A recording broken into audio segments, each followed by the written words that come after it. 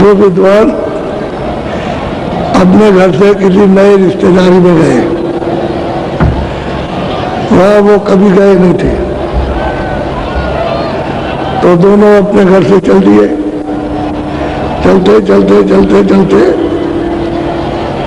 उनको दिन भर में 10 कोस चले 20 मील, तो शाम हो गई। अब वो सोचने लगे, पूछा भाई कितना दूर है? क्या आपको कम से कम 3-4 मील चलना पड़ेगा। तो कह रहे शाम हो गया, अंधेरा हो जाएगा। तो एक गांव था बड़ा सा, उन्होंने पूछा कि भाई अगर कोई ठहरने की जगह है? तो गांव मुसलमानों का था। तो उन्होंने कहा कि देखिए ठहरने की जगह है, आपको सब सुविधा मिलेगी, और वो देखिए कुटी बनी हुई है सामने, वहां एक ब्राह्मणी है और वो आपकी सब सेवा करेगी, आप रात को आराम से रुकिए। और क्या हुआ कि उस ब्राह्मणी का आदमी मर गया, वो थी मुसलमानी। तो जब मुसलमानों ने बैठ के ये तय किया कि हमारे गांव में हिंदुओं के ठहरने की कोई जगह नहीं हो, हिंदू रात को जब रहते हैं तो हम लोगों को बड़ी शर्म लगती है, तो अच्छा हम तुझको ब्राह्मणी बना देते हैं और सब सुविधा देंगे, वो कुटी बना देंगे और भी सुविधा कर देंगे सब, और जो भी कोई आ जाए हिंदू उसको भोजन बना करके खिलाना और उनको रात को रखना। तो उसको ब्राह्मणी बना दिया। उसके एक था बच्चा, बच्चे की उम्र लगभग 20 साल की हो गई। तो दोनों जब ब्राह्मण पहुंचे तो लोगों ने बताया, तो चले जाए। तुम आ गए तो पूछा कि वो यहाँ ठहरने की कोई जगह कार्य क्या लगे था? आपके लिए तो सब जगह है, आप यहाँ ठहरिए। लड़के को बुलाया, कह लगे जल्दी से 4 बिछा दे और जल्दी बैठ जाए, लेकिन अब अंधेरा हो रहा है तो ये लोटा लेकर के अपने बाहर मैदान में आए, तब तक मैं खाना बना ही देती हूँ। तो उसने बहुत प्रेम के साथ खाना बनाया। पंडित जी दोनों चले गए मैदान में, अपने सोच आदि और अपना कुल्ला उल्ला किया, जो कुछ भी है बस आए, अपना बैठ गए। तो ब्राह्मणी बूढ़ी लड़के लगे, बेटा इनसे ये कहो कि एक ही लोटा, हमारे पास एक ही थाली है, एक लोटा और एक थाली। तो आज मैं इसमें करे कोई बात नहीं है, एक ही लोटा थाली से खा लेंगे, तो पहले ये चले जाएंगे और बाद में उनका तय हो गया। तो एक को ले गया, खाना बन गया, खूब प्रेम से खिलाया ब्राह्मण को, अच्छी तरह से प्रेम से जब खिला लिया, खूब डकार ली, तब उसने कहा कि महाराज मैं कुछ पूछना चाहती, पूछ सकती हूँ? कहने भाई हम तो ब्राह्मण, हम तो सब बताते ही हैं, जो कोई कुछ भी पूछे मैं बताऊंगा, सब बताता हूँ। तो उसने कहा कि देखिए ये हमारा बेटा है और इसके बाप को गुजरे हुए इन्हें जुमा जुमा 1 महीना, ऐसे उसके 4 महीने हो गए चला गया। तो अब ये हमको बताइए कि इसका हमको तो गाँव वालों ने ब्राह्मणी बना दिया, हम तो ब्राह्मणी है, तो इसकी भावक गई उनकी निकाय। और पंडित जी महाराज चुप, कुछ नहीं बोले। जब उसने पूछा कि आपको खाना, कहने लगे ऐसा खाना तो हमने कभी नहीं खाया। तब उसने पूछा, अब वो चुप, कहने तो वो एक बात है, हमारे वो बड़े हैं, वो बड़े ज्ञानी हैं, उनसे कोई भी बात पूछोगे वो बता देंगे। तो ये तो बिल्कुल चुपचाप अपना ऐसा चला गया जैसे हमको कुछ मालूम नहीं। तो लोटा उठाया, थाली साफ करके और तैयार कर लिया कि महाराज आप चलिए। खूब खिलाया प्रेम से उसने। और वो पंडित जी से पूछा, पंडित जी खाना कैसा लगा? कहले बहुत बढ़िया, हमने कभी भी ऐसा कहीं घर में बाहर नहीं खाया, बहुत पसंद है। तो महाराज आप तो मतलब पंडित थे, मैं कुछ पूछना चाहती हूँ तो कुछ बता दे। अरे कह लगे हम तो सबकी बात जानते हैं और सब कुछ बताएंगे। उन्होंने कुछ नहीं कहा, वो छोटे ने कुछ नहीं कहा, वो चुप हो गया बिल्कुल। अब उसने कहा कि महाराज अब ये बताइए कि जुम्मे 1 महीना, ऐसे मतलब जुम्मे से जुम्मा 1 महीना, तो 4 महीने हो गए तो बाप के गुजरे हुए। तो हमको मुसलमानों ने कहा कि तुम ब्राह्मणी बन जाओ, तो हमको ब्राह्मणी बना दिया। कोई हिंदू आ जाए उसको भोजन कराओ और वहाँ उनको ठहराओ। तो मैं ये काम कर रही हूँ तो उनके साथ में। तो ये बताइए कि इसका मैं निकाह करूँ कि भंवर करूँ? तो जो बड़े ब्राह्मण थे चौक कह लगे, अरे महाराज वो तो अरे कह लगे मैं बताऊँ क्या, वो आजाद है, वो स्वतंत्र है, जो चाहे तो करे। मैं तो अपने लिए सोच रहा हूँ कि मैं मतलब कि फूकूं कि गड़ूं। वो ब्राह्मण विद्वान बोले कि मैं अपने लिए सोच रहा हूँ कि गड़ूं कि फूकूं, कि फूका जाऊं कि गड़ जाऊं, यानी वहां गाड़ दिया जाऊं कि फूक दिया जाऊं। मैं अपने लिए सोच रहा हूँ, खुद स्वतंत्र है, जो चाहे तो करे, क्या निकाय करो चबाओ। अब वहाँ ये दशा, अब वो तो बेचारी ब्राह्मणी बना दिया, सेवा कर रही थी। उसमें कभी मतलब यह है कि शाकाहारी सब कुछ है, सेवा करती, कोई भी आ जाए उसको सेवा करती। अब उन लोगों ने सबने तो पंचायत जो कुछ भी कर दी और समाज ने उसको बना दिया ब्राह्मणी। तो अब यह है कि जब समाज ने बना दिया ब्राह्मणी और हिंदुओं की सेवा करेगी, तो आपको उसकी बात बता देना चाहिए था कि जब ब्राह्मणी हो गई तो कहती है अच्छा ठीक है भाई इसके लिए भंवर फेर देना। लेकिन वो ये सोचने लगे कि मैंने इसके हाथ का खा लिया तो मैं गड़ूं कि फूकूं। अब वो बच्चों बड़े जो विद्वान थे वो चुप हो गए, उन्होंने छोटे को नहीं बताया और छोटे ने बड़े को नहीं बताया। और जीवन में एक साथ रहे, न उसने कहा उसने कहा। तो ये गोपनीय चीजें इस तरह की समाज की बिगड़ी हुई इस तरह की होती है कि घर के आदमी उसको वो नहीं कहता, उसको नहीं कहता।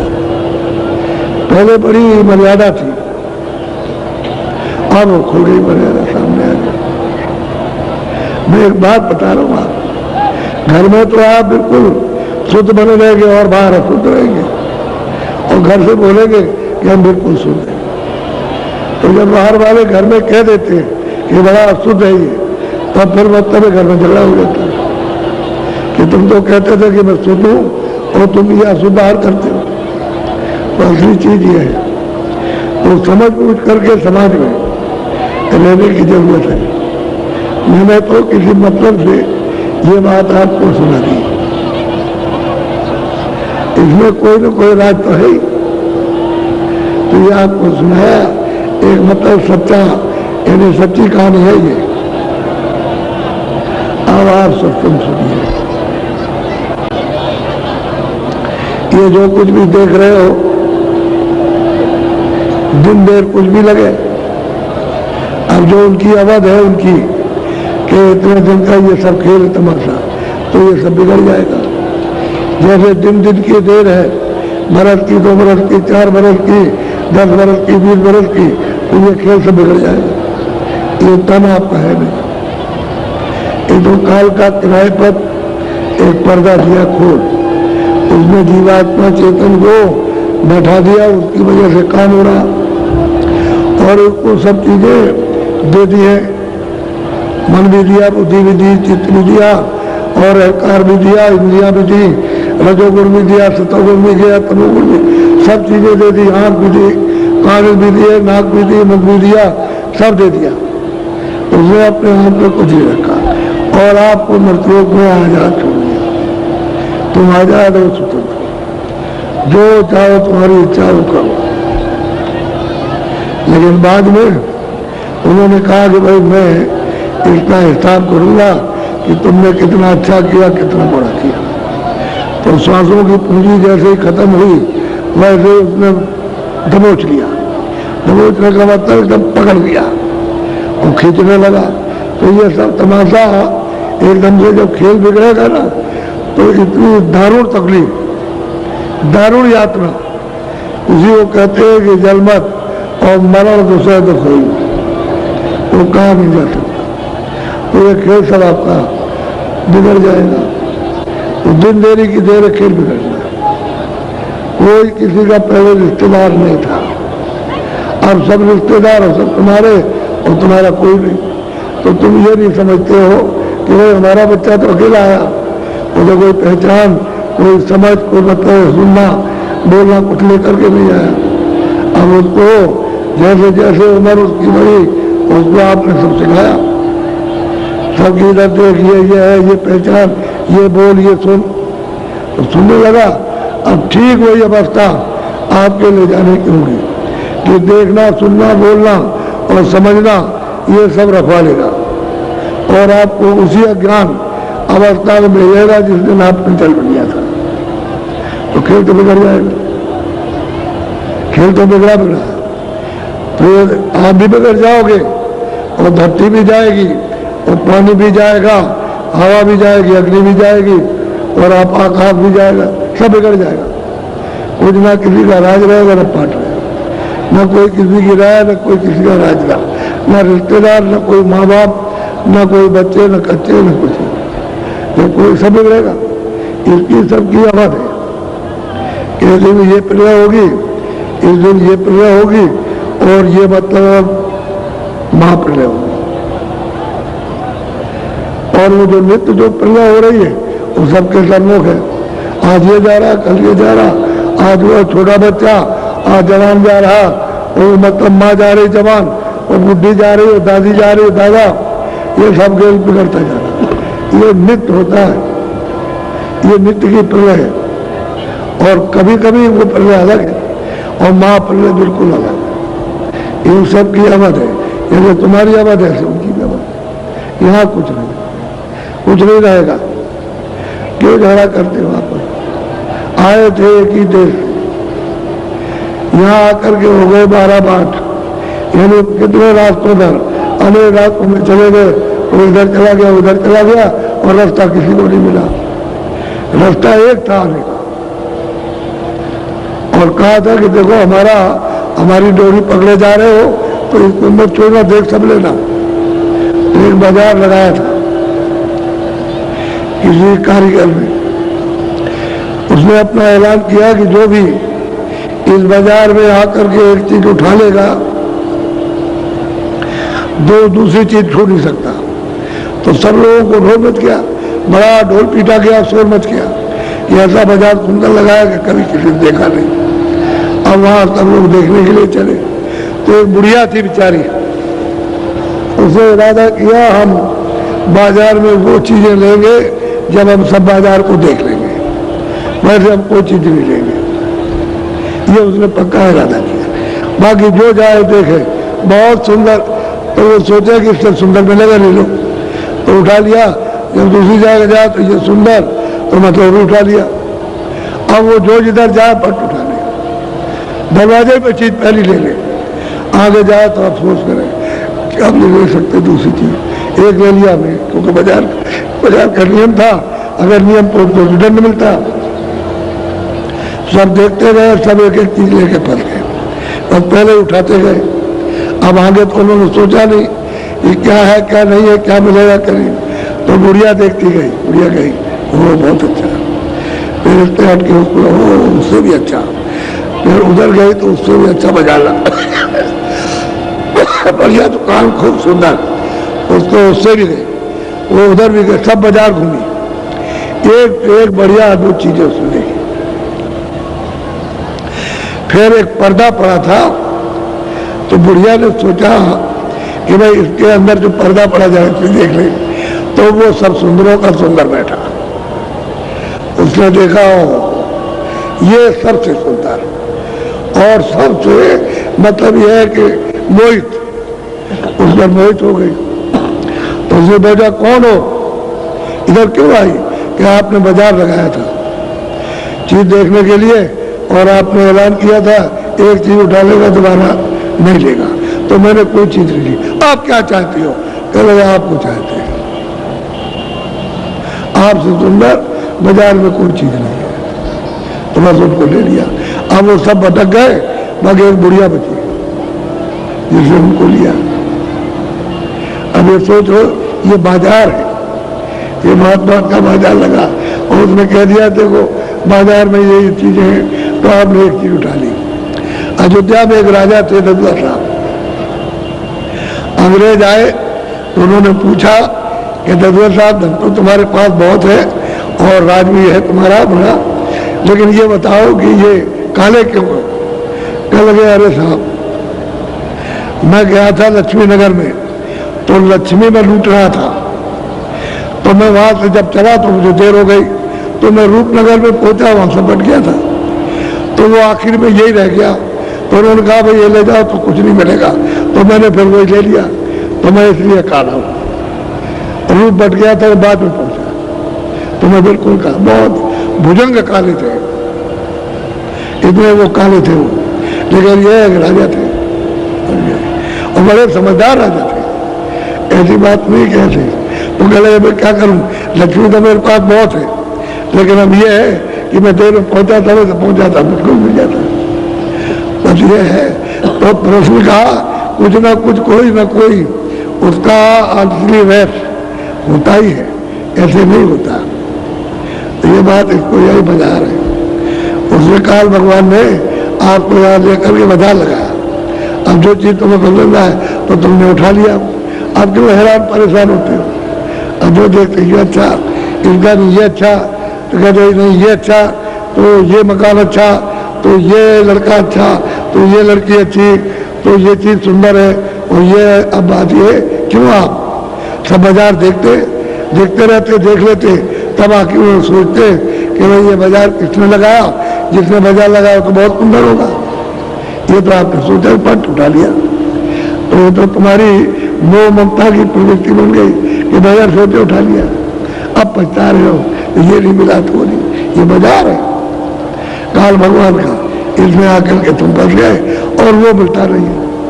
वो कहाँ बैठा है, वो तुमको मिले क्यों कि तुमने चीज उठा ली, तुम वहां तक पहुंच ही नहीं पाए जहां उसका पर्दा पड़ा था। अगर पर्दा हटाते तब तो मिल जाता, तो पर्दा हटाने वो चीज उठा ली, अब पर्दा नहीं छू सकते, यही बात हो गई। तो उसने आपके बोझा ला दिया, कहा लो ये पर्दा है, इसको ढके रहो और बस यहाँ पड़े रहो। अब रोते हो चिल्लाते हो, कोई सुनता नहीं है, और वो जितने बाजार लगाया मिलता नहीं, और भाग भाग के बाजार लगाता है। कभी कहता है वहां उस देश में बाजार लगा दिया और तुम लोग जाओ, कभी कहता है हाँ, कभी वहां उधर भागते वहां, तो यहाँ से चले जा रहे वहाँ भागे जा रहे, वहाँ तनख्वाह और रहना सहना बहुत अच्छा और ये और बड़ी आज़ादी। जब वहाँ दबिश पड़ी तो वहाँ से भागने गए, चलो अपने देश, तब तक रास्ते में रोक दिए गए। अब वहाँ गला रहे हो क्या, आप क्या करें, अब किया जाए, अपने देश के भी नहीं रहे और उस देश के भी नहीं रहे। अब तो सब कुछ नहीं ले जा सकते, सब छीना झपटी हो रही है, तो आपको मार देंगे वो। तो लालच के बस होकर के पीटे जा रहे हैं। थोड़ी बहुत तो समझ लाओ। तो आप सत्संग सुनिए, अब ठीक समय हो गया। बोलो जय गुरुदेव। बोलो। ऐसे पांथी के कबधानी अपने अपने मत की। बस कहते हैं भाई उनके पास तो किसी के पास पंथ नहीं रास्ता, इन्हीं जीवों के जाने का, वापस घर में पहुंचने का किसी के पास नहीं है। अब अपना अपना पंथ चला रहे, मेरा सब सोचा, मेरा सब सोचा। अब प्रयागराज में जाइए, पहले तो सन्यासी जो कपड़े पहनते थे गेरुआ, वहां नहीं जाते थे। हमने खुद देखा, सब वैष्णव दिखाई देते थे। अब सन्यासी तमाम मतलब उदासी तमाम तरह के सब लोग जाते वेशभूषा में और भय ढपली और भय शोरगुल। एक भी बात किसी की समझ में नहीं आती है कि ये क्या कह रहा है और ये क्या सुन रहा है।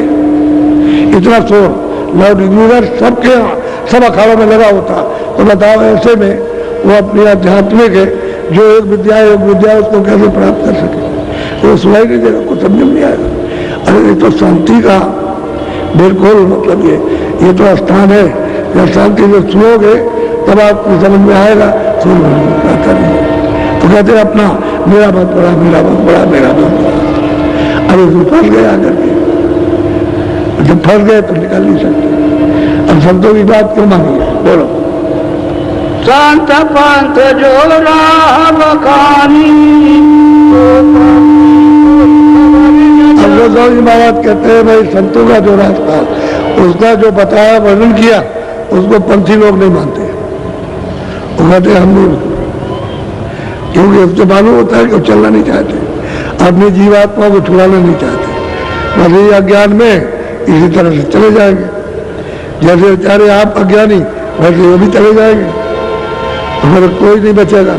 तो इसलिए कहते हैं हृदय ये सब जा रहे हैं कुपंथ पर, सुपंथ पर कोई नहीं, अपना कोई भला नहीं कर पा रहा, सब अपना अपनी हानि कर रहे हैं। बोलो। सुनहि हृदय तेसी कर रीति, संत भाके दे कहे अनीति। हम कहते हैं कि भाई देख हृदय, ये कलयुग की ये रीत है, ये रवाज हो गया कलयुग का कि संत तो सत्य रीत बताते हैं और ये कहते हैं वो रीत है। देख लेते हैं सामने, उसको सुना रहे, वो भी तो पूरा है, वो हृदय भी तो पूरा है, वो भी पूरा पहुंच गया। तो उसको सुना रहे कि देख ये है, देख संत जो बताते हैं वो नहीं, उसको मतलब ये उसको नहीं मानते, अनित पर चलते हैं। बोलो। तब संतन ने वस्तु छिपाई, कहो जीव राह कहाँ से। देखिए जब आपने जब इतना किया कि वो नास्तिक है और मतलब ये है कि मतलब अधन पे, तो संतों ने सबने अपनी गुप्त जो चीज थी उसको चलो छुपा लिया।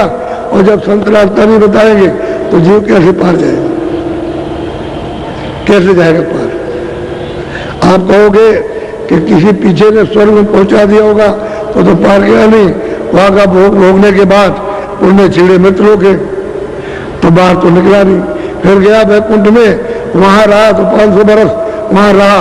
यह मतलब यह है कि 800 बरस रहा, भोग भोगने के बाद उन्नत लोक में आ गया। और ईश्वर के लोक में गया तो 1000 बरस, चलो 2000 बरस रहा। और फिर वहां से यहाँ आया तो मनुष्य शरीर में आया, फिर उसने भोग भोगे और फिर 84 में चला गया नरकों में। तो कहते हैं पार तो गया नहीं। और ये भी कोई उन्होंने तो छुपा के रखा ही, लेकिन अगर संत चुप हो जाए तो जो रास्ता सुतों के जाने का, जीवात्मा के जाने का घर का, वो सब कुछ नहीं बताएगा, चुप हो जाएगा। तो बताओ जीव का भला कैसे, अब जीव अपने घर कैसे लौटेगा। इसलिए वो दया करते हैं, किसी तरह से सूझबूझ आ जाए और थोड़ी बहुत चेतना आ जाए तो घर का रास्ता पकड़ ले और चल पड़े। ये घर का रास्ता नहीं, ये सब 84 चलन के रास्ते। बोलो। साकी सदी ग्रंथ बनाई गुप्त वस्तु नकल। अब उन्होंने कहा कि मैंने कड़ियों में या वार्ता में जो कुछ भी हमने लिखा है वो तो मतलब ये है कि उसमें आपको नहीं मिलेगा। वो तो जो जानकार होगा, जो पूरा वो जानता है, उसको पा चुका, उससे ये चीज मिलेगी। और उसमें हमने गुप्त रखा है, जो भी हमने कड़ियां बनाई है उसमें सब में गुप्त है। और गुप्त भेद पाने वाला ही उसको बताएगा, दूसरा कोई नहीं बता सकता। अब गोसाई जी महाराज कह रहे कि देख इसे, जिसने पा लिया है उसने लिखा, और जो पालेगा वही बताएगा। बाकी कोई पढ़ने वाला अक्षर वो नहीं बता सकता, चाहे अंग्रेजी को हो, चाहे उर्दू को हो, चाहे संस्कृत हो, चाहे हिंदी हो, और चाहे अरबी हो, वो नहीं बता सकता कोई भी। वो तो जो पा गया वो बताएगा, क्योंकि मैंने उसमें गुप्त चीज रखी है, गुप्त रखी है। गुप्त ऐसे कैसे मिलेगी? और रामायण में कहते हैं कि भाई मैंने तो इसमें गुप्त रखा। अब ये कोई नहीं पा रहा उसको, उसी साथ का रामायण में लिखा है, उसी ने गुप्त रखा। अब ये जब उन्होंने गुप्त कर लिया तो आप कैसे उससे जानेंगे? बहुत रामायण पढ़ी, बहुत कहा, बहुत सुना, लेकिन कुछ नहीं पाया। वही कहते हैं कि भाई जब ऐसा समय आता है तो महापुरुष जो है उसको गुप्त कर लेते हैं, फिर नहीं बताते, कुछ नहीं बोलते, तो चले जाओ, ऐसा होता है। बोलो। नकल वस्तु ग्रंथ न में जानो साकी शब्द नकल। हम गोस्वामी जी महाराज कहते हैं जो ग्रंथों में लिखा हुआ है वो नकल है, वहां की नकल बताया, इन्हें वहां की छाया है, तो छाया से उसका बोध कराते हैं असल का। तो कहते हैं ग्रंथों में लिखा है नकल है, लेकिन वर्णात्मक और धुनात्मक, और धुनात्मक तो आपको जीवात्मा जगह वो दोनों को सुनेगी, वो चेतन है, वो धुन चेतन है, धुन भी चेतन है और सुरभ भी चेतन। तो चेतन से चेतन का बोध होगा। अब तुम चाहते हो कि चेतन का जड़ में बोध हो जाए, तो इसमें नहीं होगा। ये सब ये नकल है, ये खोल है, इसमें असल नहीं मिलेगा। जब चेतन जगह होगा, दोनों आंखों के पीछे बैठी है ये सुरभ, और जब यहाँ पर जागेगी तो चेतन के साथ संबंध होगा। तो नाम तो चेतन है, वो तो बराबर बोल रहा, ऐसा सामने लटका हुआ, इस तरह से ऐसे लटका। अब आप इसको नहीं सुन रहे, पकड़ नहीं रहे हो, ये ऐसे गुंजारमान कर रहा, लेकिन कर्मों से बीच में पर्दे आ गए तो आपकी आंख और कान बंद हो गए, अब डोरी नहीं पकड़ पा रहे हैं। और वही डोरी पकड़ लो तो चेतनता आ जाए, होश आ जाए आपको, और पकड़ के बिल्कुल प्रकाश में खड़े हो जाओ, तो उजाला हो जाए, गंदगी चली जाए, गंदगी हट जाएगी। तो वो पंथ जो संतों ने बताया, सुरत पंथ, वो तो पकड़ा नहीं, जात पंथ सबने पकड़ लिया, और जात पंथ को कहते हैं मेरा सबसे बड़ा। तो ये सभी जा रहे उधर, वो अशुभ रास्ते में सब चले जा रहे, तो इनका भला कभी हो ही नहीं सकता। कभी बोलो। या में खोज खोज नहीं पावे सतगुरु मिले तो।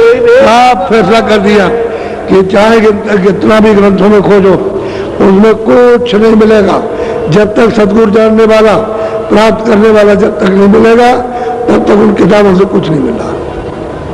सीधा सतगुरु मिले तो फिर मिलेगा, ग्रंथों में कुछ नहीं मिलेगा। चाहे जितना पढ़िए, चाहे जितना खोजिए दिन रात, उनको खोजिए, कुछ नहीं मिल रहा। बस जबान से पढ़ डालिए आप, और बुद्धि से तो बुद्धि भी नाशवान, मन भी नाशवान, चित्त भी नाशवान है, शरीर भी नाशवान, तो बुद्धि उसको क्या समझ पाएगी उस रास्ते को?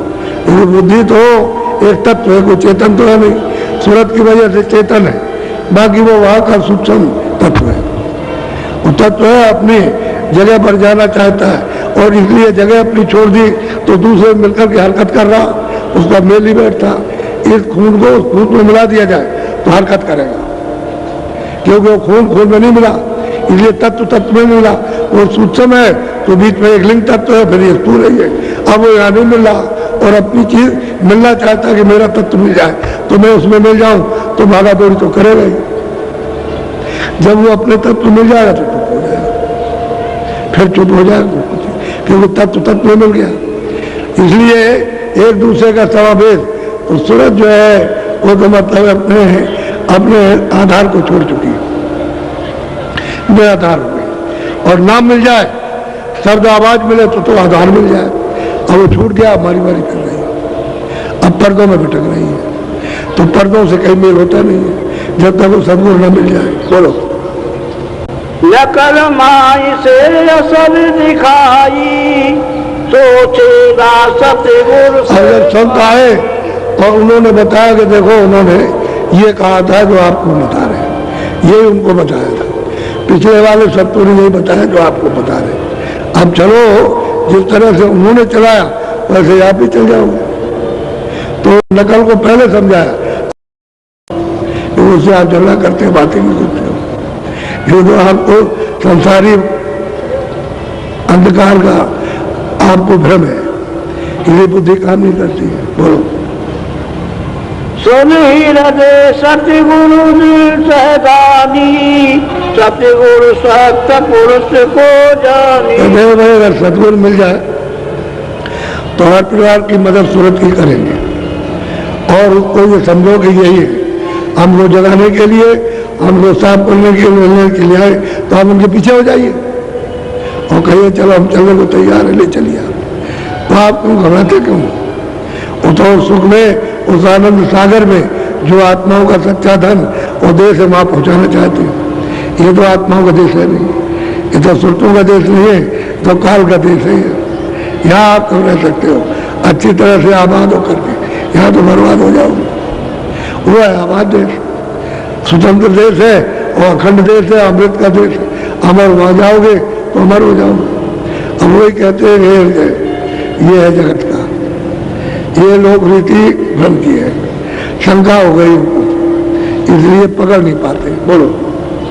चौथे पद में करे निवासा, विनय जाई सतगुरु पद कर पासा। अब वो सब बात कहते हैं कि जो सुनते संतों की कृपा से चौथे पद में पहुंचकर और वहां सच्चे मतलब ये सतपुरुष का दर्शन करते हैं, वो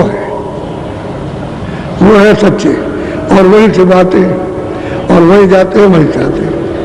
यानी उनका दरबार वहां रोज लगता है, रोज, और रोज वहां से आते हैं और जाते हैं। ऐसे अगर मिल जाए तब तो आपको ले जाएंगे, छुड़ा लेंगे इस कालजात, इस देश से छुड़ा ले जाएंगे। और संत पंथ नहीं बल्कि सुरतों का पंथ वो बता करके और सुरतों को नाम से जोड़ के उनको पकड़ा करके चढ़ा ले जाएंगे। वो आपका काम करेगा, और वो नहीं मिलेगा कोई काम नहीं करेगा। बोलो। सतगुरु भेद अगम दर्शावे, तब चली जाई अगम पूर्व। कहते सतगुरु सबका भेद दर्शाएंगे, नीचे से ऊपर तक सतगुरु सबका भेद देंगे, सबका नाम देंगे, सबका स्थान देंगे, सबका रूप बताएंगे, सबकी आवाज, सब रचना को, हर एक का मतलब ये वो सब बताएंगे। और तब वहीं से आपको अगम घर ले जाएंगे, जहाँ कोई पहुंचता है वहां पहुंचाएंगे, मिल जाएंगे। इसी से भी मिले, इसी में आप फंसे हुए और इसी में मिल जाए तो निकाल ले जाएंगे आपको। अगर वो नहीं मिलेंगे और वो सच रास्ते का भेद नहीं बताएंगे तो हम नहीं जा सकते। सच्चा भेद रास्ते का बताएंगे, किताबों से समझ में नहीं आएगा।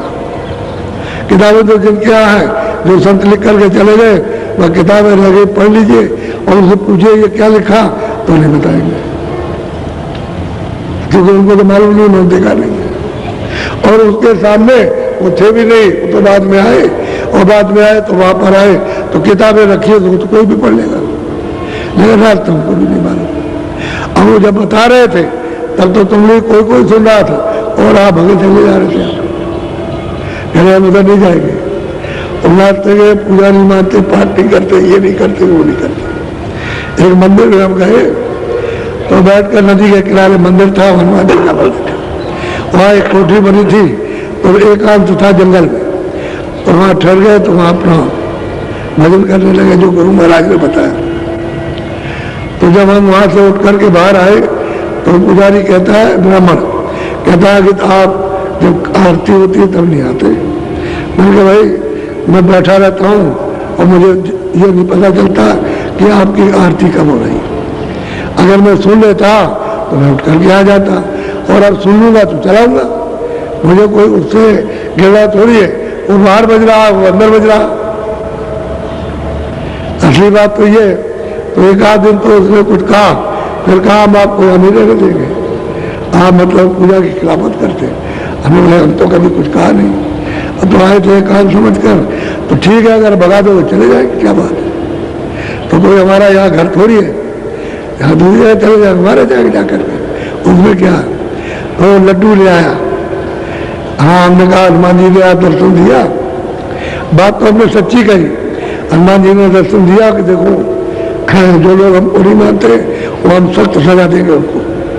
इतनी बात हमने उनसे कहा तो खुद हो गए, लड्डू बना करके ले आए। तो बोले लड्डू तो आप खाइए, हमको तो सूखी रोटी खाना है, लड्डू आप और रहने देगा, चले जाएंगे। उधर है नदी के किनारे सुना है एक कुटी वहाँ पड़ी रहती है खाली, तो वह जाएंगे वह भजन करने लगे। क्या बात है, हम तो मतलब ये हनुमान जी को मानते ही है, आपकी समझ में आता कि नहीं मानते। तो इस तरह से उनके मन में हो जाता है भगा दो, इनको भगा दो, अब इतने ही पे भगा दो, बस और कुछ नहीं है। बोलो, अपनी रीति भी बता रहा हूँ आपको तरह तरह की, बोलो। या को कोई न जाने, जासे कहूँ सोई नहीं माने। कहते भाई जब कोई जानता नहीं है संतों के भेद को और संतों के रास्ते को, जब कोई और रास्ते का भेद कोई नहीं जानता तो फिर कैसे संतों को मानेगा। फिर तो उधर चले जा रहे और कोई बताने वाला नहीं है। तो संत जब आते हैं तो बड़ी मशक्कत करते हैं, मेहनत करते हैं, जीवों के साथ में बहुत मेहनत करते हैं, तब जीव धीरे धीरे करके तब जागते हैं। और जब जाग जाते हैं तो फिर छोड़ नहीं सकते, कितना भी दुनिया उनके पीछे रहे तो फिर नहीं छोड़ेंगे। जब जाग जाएंगे सच्ची चीज पा जाएंगे तब फिर नहीं छोड़ते। लेकिन अब इनके साथ मेहनत करना पड़ता है और भेद नहीं मिलेगा तो सही चले जा रहे। बोलो। इतने में प्रिय लाल जो आए, कर पर नाम छुए। अब इतने ही पर आए प्रियलाल तो उनको प्रणाम किया, उनको स्पर्श किया, सिर झुकाया, जमीन पर मत्था रखा और उनको हाथ जोड़ा और दो आंसू उनके गिर गए। आए दर्शन किए उन्होंने बड़े सद्भाव से। बोलो। प्रियलाल यस वचन उचारा, स्वामी से कहियो कछु सारा। प्रियलाल बोले चलो हे स्वामी मैं कुछ कहना चाहता हूँ, कुछ आपको सुनाना चाहता हूँ, तो सुन लीजिए। बोलो। जो कुछ कृपा सिंधु अनुकूला, तो विधि ने रखिए बताऊं। और वो कहते हैं कि आप कृपा के सिंधु, इन्हें दया के आप समुद्र, जो कुछ भी आपने हमको गोपनीय बताया